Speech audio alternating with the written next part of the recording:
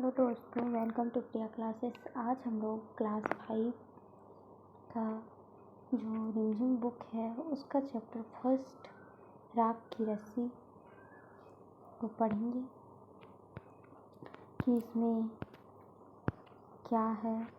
एक बहुत सी प्यारी सी स्टोरी है कि स्टोरी कहाँ की है, लद्दाख की है। तो चलिए स्टार्ट करते हैं और देखते हैं। और एक चीज़, जब भी हम कोई स्टोरी अगर पढ़ते हैं तो उसको अगर हम इमेजिनेशन के साथ पढ़ें, जिस तरह से वर्ड आते हैं, जैसे यहाँ पे लद्दाख वर्ड आएगा तो लद्दाख हम इमेज कर सकते हैं कि वहाँ पे ऊंचे ऊंचे पर्वत होते हैं, वहाँ पे बर्फ़ बहुत होती है, ठंडी लगती है। तो इस तरह से बच्चों जैसे जैसे वर्ड आए उसको आप पढ़ने के दौरान उसको इमेजिनेशन पे लाइए। अगर आप उसको इमेजिनेशन कीजिएगा तो आप कल्पना करिएगा तो लगेगा कि आप इस स्टोरी के अंदर में हो। ओके, और पढ़ने में मज़ा आएगा और समझ आएगा बहुत अच्छे से। ओके, तो चलिए स्टार्ट करते हैं। राग की रस्सी। लेनपो गार तिब्बत के 32वें राजा सेन गौसेन गंपो के मंत्री थे। लेनपो कौन थे? एक राजा के मंत्री थे जो कहाँ के मंत्री थे? तिब्बत के। अब यहाँ पे नाम आया तिब्बत, तो तिब्बत के बारे में आप सोचिए कि तिब्बत कैसा।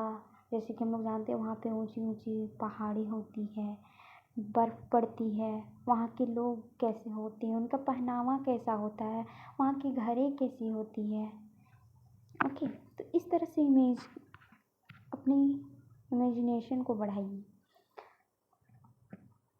वे अपनी चालाकी और हाजिर जवाबी के लिए दूर दूर तक मशहूर थे। वो जो मंत्री थे, कौन मंत्री थे?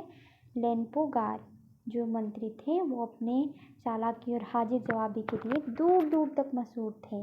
वो क्या करते थे कि दरबार में कोई भी अगर उनसे कोई क्वेश्चन पूछता था, कोई प्रॉब्लम लेके आता था, तो बहुत चालाकी से, बहुत होशियारी से वो उसका सॉल्यूशन निकालते थे।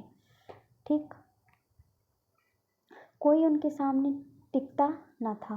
वो इतने चतुर थे कि कोई उनको हरा नहीं पाता था। चैन से ज़िंदगी चल रही थी, आराम से उनकी जो लाइफ थी वो आराम से चल रही थी।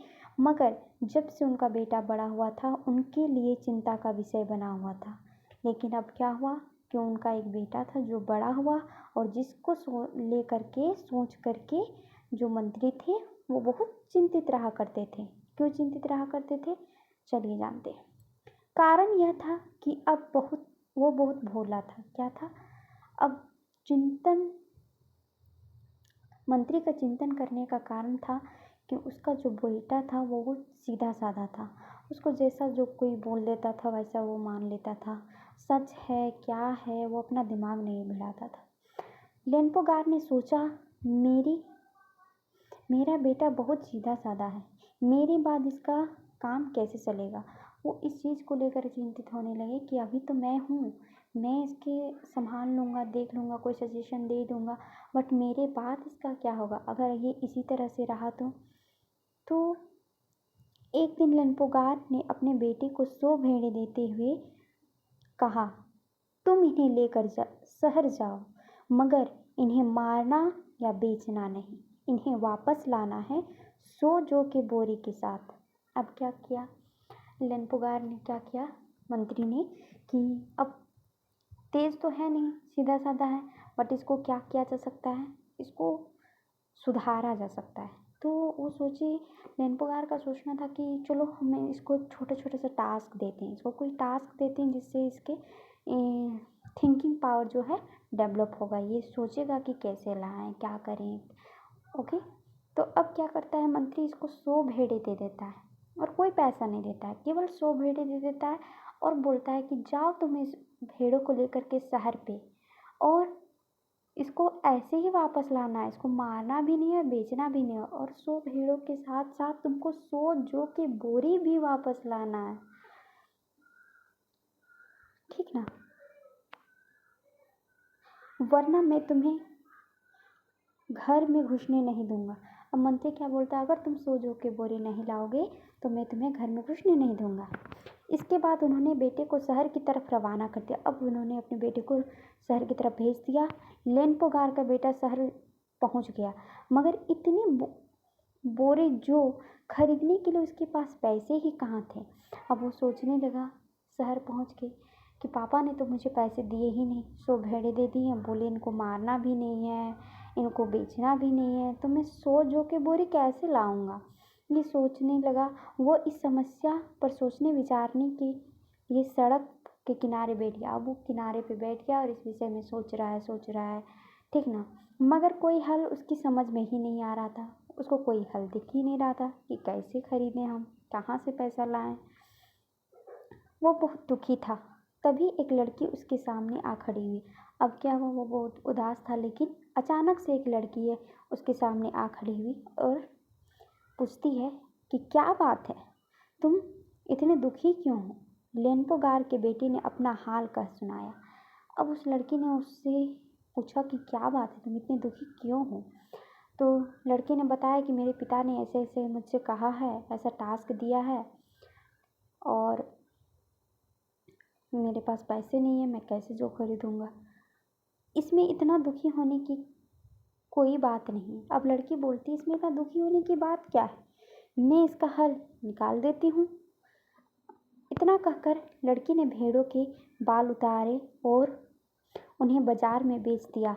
जो रुपये मिले उनसे 100 जौ के बोरे खरीद कर उसे घर वापस भेज दिया। अब लड़की ने बोला कि इसमें इतना चिंतित होने की बात क्या है, मैं इसका हल अभी निकाल देती हूँ।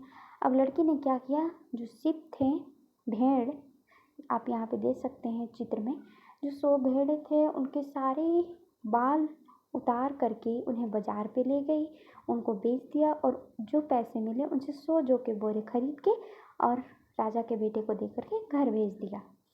लेनपोगार के बेटे को लगा कि उसके पिता बहुत खुश होंगे, मगर उसकी अब बीती पर उन्हें ध्यान नहीं दिया।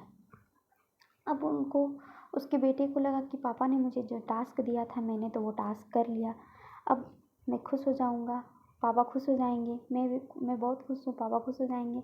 बट ऐसा हुआ नहीं। क्यों नहीं हुआ, क्योंकि जो मंत्री था उन्होंने अपने बेटे को टास्क दिया था ताकि वो एक्टिविटी कर पाए, अपनी जो थिंकिंग पावर है उसको इन्हेंस कर पाए। बट ऐसा हुआ नहीं। क्या हुआ, उस लड़की ने सारा सॉल्यूशन तो किसने निकाला, उस लड़की ने निकाला, इसने तो कुछ किया ही नहीं। अब जब छोटे छोटे टास्क मम्मी पापा हमें भी देते हैं, जब टीचर ही देते हैं या हमारे घर में मम्मी ही देती है, छोटे बच्चे को जब फॉर एग्जाम्पल के लिए जब एक मग से पानी ला कर के मेज़ पे रखने बोलती, तो इससे क्या होता है, उसका बैलेंस क्रिएट होता है, एक डिसिप्लिन क्रिएट होता है। तो ये छोटे छोटे जो टास्क है ये हमारे एक्टिविटी को, हमारे थिंकिंग पावर को, ये सब डेवलप करते हैं फिजिकल। ओके, तो अब यहाँ पे उस लड़की ने कुछ किया ही नहीं, सारा सॉल्यूशन उस लड़की ने किया, तो उसके पिता को ठीक नहीं लगा और वो वहाँ से चले गए चुपचाप।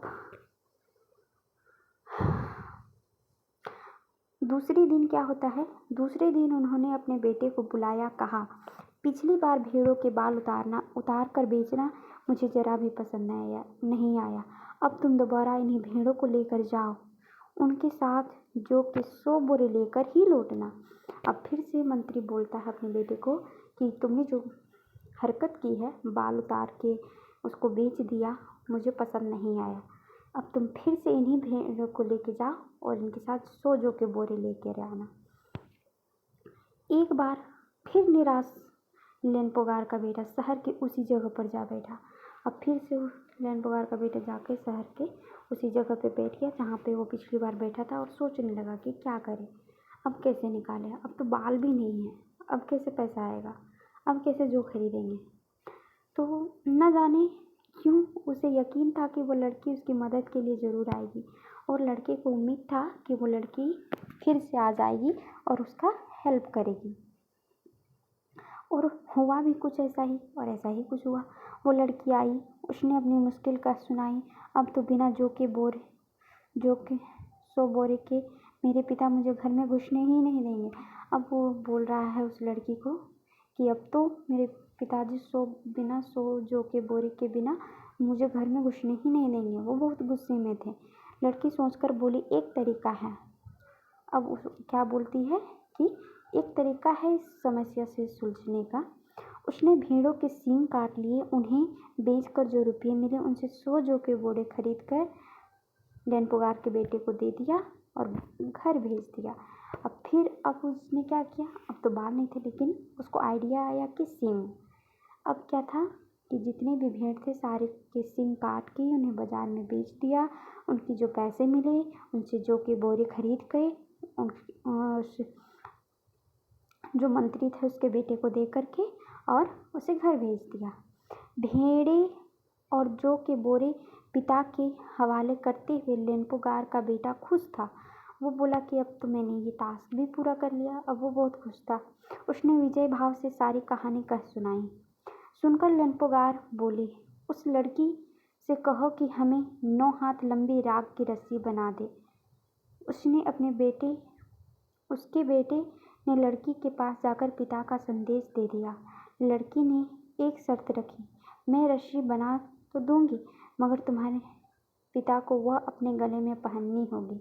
लेनपुगार ने सोचा ऐसी रस्सी बनना ही असंभव है, इसलिए लड़की की शर्त मंजूर कर ली। अब लड़की फिर जो लेनपुगार का बेटा था वो जाके सारी कहानी बताता है कि वो लड़की ऐसे ऐसे करती है। तो लेनपुगार सोचता है कि वो लड़की वाकई में अगर इतना ही होशियार है तो ठीक है। अपने बेटे को बोलता है, जाओ उस लड़की से जाकर के बोलो कि वो मुझे राख की रस्सी बना कर दे। तो उसका बेटा जाता है उस लड़की के पास और ऐसे ही बोलता है। तो लड़की का प्रस्ताव उधर से क्या आता है कि ठीक है, मैं अगर रस्सी बना दूंगी राख की तो अपने पिताजी को बोलो कि उनको ये रस्सी अपने गले में पहननी पड़ेगी। तो लेनपुगार ने सोचा कि जब बनाना ही संभव नहीं है तो मैं पहनूंगा कहाँ से, और ये सोच करके उन्होंने लड़की के चैलेंज को एक्सेप्ट कर लिया। अब देखिए आगे क्या होता है। अगले दिन लड़की ने 9 हाथ लंबी रस्सी ली, उसे पत्थर के सिले पर रखा और जला दिया। रस्सी जल गई मगर रस्सी के आकार की राख बच गई। अब क्या हुआ, अगले दिन लड़की ने क्या किया, 9 हाथ लंबी एक रस्सी ली, उसको सिले पे एक आकार बनाते हुए रख दिया और उसको जला दिया। रस्सी जल गई बट राख से उस रस्सी को जिस तरह से रखा गया था उसका आकार उसी सिले पर ही है। सिला यानी कि पत्थर होता है कि उस पे रख दिया तो वो आकार उस पत्थर पे बन गया। इसे वो सिला समेत लेनपुगार के पास ले गई और उसे पहनने के लिए कहा। अब वो क्या की लड़की उसको सिला सहित ही उठा करके लेनपुगार के पास ले गई और उसको बोला कि महाराज ये लीजिए, मैंने तो ये रस्सी तैयार कर दी बट अब बारी आपकी है, आप इसे पहन के दिखाओ। लेनपुगार रस्सी देखकर चकित रह गया। वो क्या हुआ, बहुत ही आश्चर्य रह गया कि वाकई में ये लड़की इतनी तेज है। ये जानते थे कि राख की रस्सी गले में पहनना तो दूर, उठाना भी मुश्किल है, हाथ लगाते ही वो टूट जाएगी। लड़की की समझदारी के सामने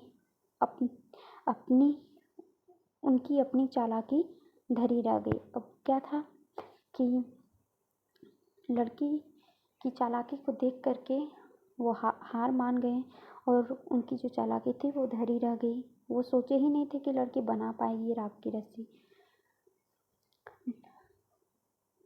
बिना वक्त गवाए लेनपुगार ने अपने बेटे की शादी का प्रस्ताव लड़की के सामने रख दिया।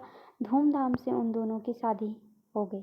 अब क्या था कि अब लेनपुगार क्या था कि अपने बेटे को तेज एक चालाक आदमी बनाने के लिए प्रयास कर रहा था, बट जब ऐसा हुआ नहीं तो अब जब लड़की की चालाकी के देख के चकित रह गया और इम्प्रेस हो गया, उससे खुश हो गया कि वाकई में ये लड़की बहुत चतुर है।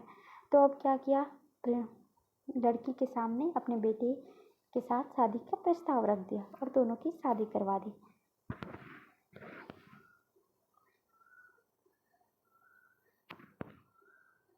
अब यहाँ पे ये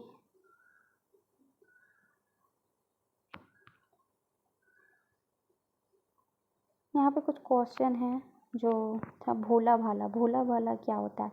तिब्बत के मंत्री अपने बेटे के भोलेपन से चिंतित थे। क नंबर, तुम्हारे विचार से वे किन किन बातों में सोचकर परेशान थे? अभी जो हमने बताया ऊपर में कि वो आगे चल, अभी तो ये हैं बट आगे चलकर उनकी समस्याओं को कौन हल करेगा, कैसे ये जिएगा, इस चीज़ को लेकर के चिंतित रहा करते थे। अब यहाँ पे कुछ एक्टिविटी दिया गया जो आपको अपने सहपाठियों के साथ करना है, ठीक ना। इसी का और एक यहाँ पे है दुनिया की छत। बहुत ही इंटरेस्टिंग कहानी है, इसको इसी चैप्टर का है।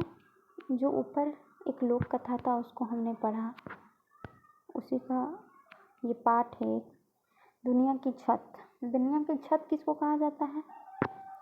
आप इमेज करके आप सोच के बता सकते हो क्या दुनिया की छत किसे कहा जाता है? यस, जिसके बारे में अभी हमने पढ़ा। तो हम लोग कभी भी कोई चीज़ हम लोग पढ़ते हैं किसी जगह के बारे में, तो वहाँ के वातावरण को, वहाँ के लोगों के बारे में, वहाँ के घरों, जैसा भी एटमॉस्फेयर होता है उसके बारे में जानना बहुत ज़रूरी होता है, उस वहाँ से रिलेटेड कहानी को समझने के लिए। तो चलिए हम लोग जानते हैं दुनिया की छत, इसको पढ़ते हैं और देखते हैं कि ये क्या है। किसी भी लोक कथा को समझने के लिए उसके इलाके की जलवायु, रहन सहन, खान पान और संस्कृति को समझना उपयोगी होता है। जिस इलाके में वह लोक कथा सुनाई जाती है, राग की रसी शीर्षक लोक कथा तिब्बत से संबंधित है, जिसे दुनिया की छत कहा जाता है। अब क्या है, यहाँ पे वही चीज़ बोल रहा है कि अगर हम लोग किसी चीज़ को जानना समझना चाहते हैं तो वहाँ के इलाके के बारे में, जलवायु के बारे में, वहाँ के खान पान के बारे में, वहाँ लोग कैसे रहते हैं, कैसे पहनते हैं, कैसी संस्कृति है लोगों की, वहाँ पे लोग कैसे बात करते हैं, इन सब चीज़ों के बारे में जानना हमें ज़रूरी होता है। तो ये जो कहानी ऊपर में हम लोग पढ़े, लोक कथा राग की रस्सी, ये एक तिब्बत की कहानी है जिसे दुनिया का छत बोला जाता है। अब क्यों बोला जाता है उसे दुनिया का छत?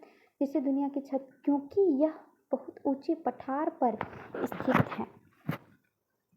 पठार जमीन के अब क्या है कि पठार पे स्थित है। पठार क्या होता है? जैसे ये पहाड़ है ना, तो ये जो जगह है इसको पठार बोला जाता है। यहाँ पे घर बनाया जा सकता है। ओके, तो इस तरह के एरिया को पठार बोला जाता है। तो पठार जमीन के ऐसे भाग को कहते हैं जो मैदान से थोड़ा सा ऊंचा रहता है, बट ऊंचे ऊंचे पहाड़ से नीचे रहता है। तिब्बत के पठार पर खड़े हैं ऊंचे ऊंचे पहाड़ जो हिमालय का हिस्सा है। जो पहाड़ ऊंचे ऊंचे हैं वो एक हिमालय का हिस्सा है। इन पहाड़ों की एक खासियत यह है कि ये कई रंग के हैं। अब क्या है इनकी खासियत कि ये कई रंग के हैं। कौन कौन से रंग के? भूरे, लाल, पीले, बैंगनी, गुलाबी, गेरुआ और हरे।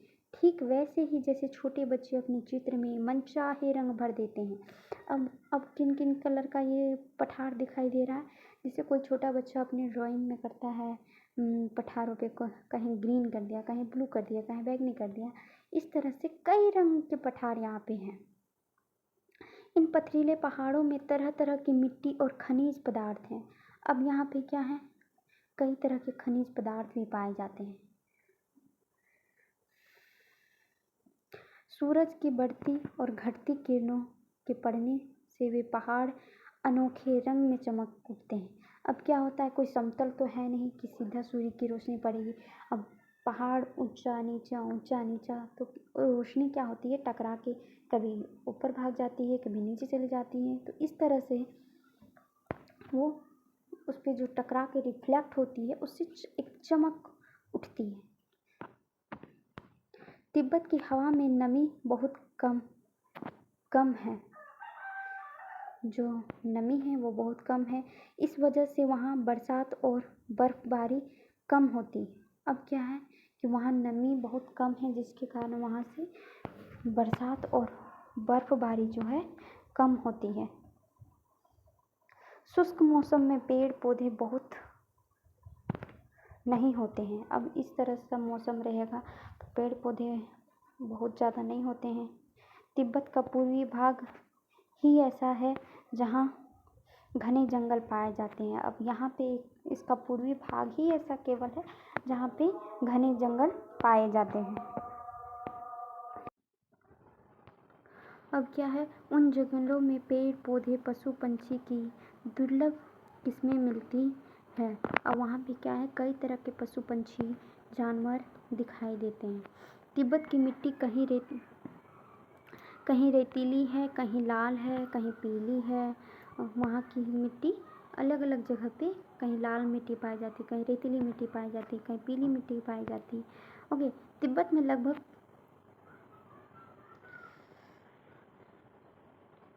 1500 झीलें हैं।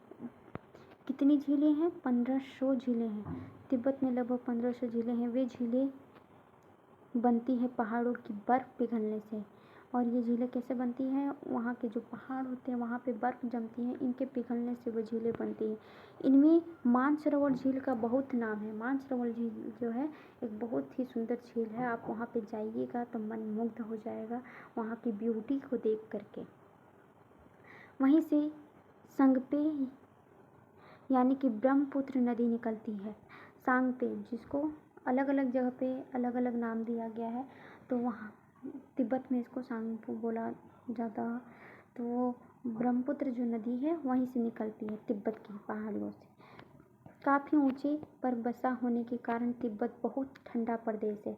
अब क्या है, ये बहुत ऊंचाई पे बसा हुआ है जिसके कारण वहाँ की ठंड जो है बहुत ज़्यादा होती है। वहाँ की सर्दी का हाल मत पूछो, वहाँ ऐसा सर्दी होता है, बहुत ज़्यादा ठंड होता है। ऐसा लगता है कि किसी ने फ्रिज में डाल दिया हो और ऊपर से तेज़ ठंडी हवा चल रही हो। अब हम लोग इमेज करिए आप अगर अपना हाथ फ्रिज में डालते हैं तो कितना ठंडा लगता है। तो इस तरह से वहाँ उनके पूरे बॉडी पे ठंड लगता है। इतना वहाँ टेम्परेचर इस तरह से रहता है ठंडी में, और ऊपर से ठंड हवाएं चलती रहती है। इसलिए वहाँ के लोग हमेशा भारी भरकम गर्म कपड़े पहने रहते हैं। अब वहाँ के लोग इसलिए क्या करते हैं, कैसा पहनावा रहता है उनका, भारी भरकम गर्म कपड़े अक्सर पहन के रहते हैं ताकि सर्दी से बच सके। तिब्बत लोगों के घरे बनने की कारीगरी अनोखी है। वहाँ के घर जो है बहुत अनोखी तरीके से बनाया जाता है। वहाँ लकड़ी के बने हुए बहुमंजिले के मतलब floor by floor, okay, 1 floor 2 floor इस तरह से बने हुए घर हैं। लकड़ी के घर होते हैं बट मंजिले वाले घर होते हैं। लोग अब पत्थर मिट्टी और सीमेंट के घर भी बनाने लगे हैं। अब थोड़ा डेवलप हो गया है तो मिट्टी पत्थर से भी घर बनाने लग गए हैं, बट पहले जो था वो लकड़ी का घर ज़्यादातर होता था। खिड़कियाँ भी अधिक बनाई जाती हैं ताकि सूर्य की ढेर सारी रोशनी घर के अंदर जा सके। अब क्या है, खिड़कियाँ अधिक बनाई जाती हैं क्योंकि वहाँ ठंड बहुत है, तो खिड़कियाँ अधिक बनाने का पर्पस यही है कि जिससे सूर्य की रोशनी अधिक से अधिक घर के अंदर जा सके और गर्माहट दे सके। भूकंप से बचाव के लिए दीवारें अंदर की ओर थोड़ी झुकी होती है। तिब्बत का सबसे बड़ा शहर है ल्हासा। ल्हासा जो है तिब्बत का सबसे बड़ा शहर है ल्हासा, जो कितना है 3650 मीटर की ऊंचाई पर स्थित होने के कारण वो दुनिया का सबसे ऊंचा शहर माना जाता है। एक वहाँ का शहर जो ल्हासा है वो सबसे बड़ा शहर भी है वहाँ का, और ये दुनिया का सबसे ऊंचा शहर माना जाता है क्योंकि वो 3650 मीटर की ऊंचाई पर स्थित है। कपड़ों तथा खाने पीने के लिए वहाँ का बाजार बहुत प्रसिद्ध है। ल्हासा को तिब्बतियों का दिल माना जाता है। अब ल्हासा को क्या बोला जाता है, तिब्बतियों का दिल माना जाता है। ओके, तो यहाँ पे ख़त्म होता है ये हमारा राख की रस्सी चैप्टर था, जिसको हमने पढ़ा। और ये दुनिया की छत जो तिब्बत को कहा जाता है, इसके बारे में यहाँ पे बताया गया है। ठीक है।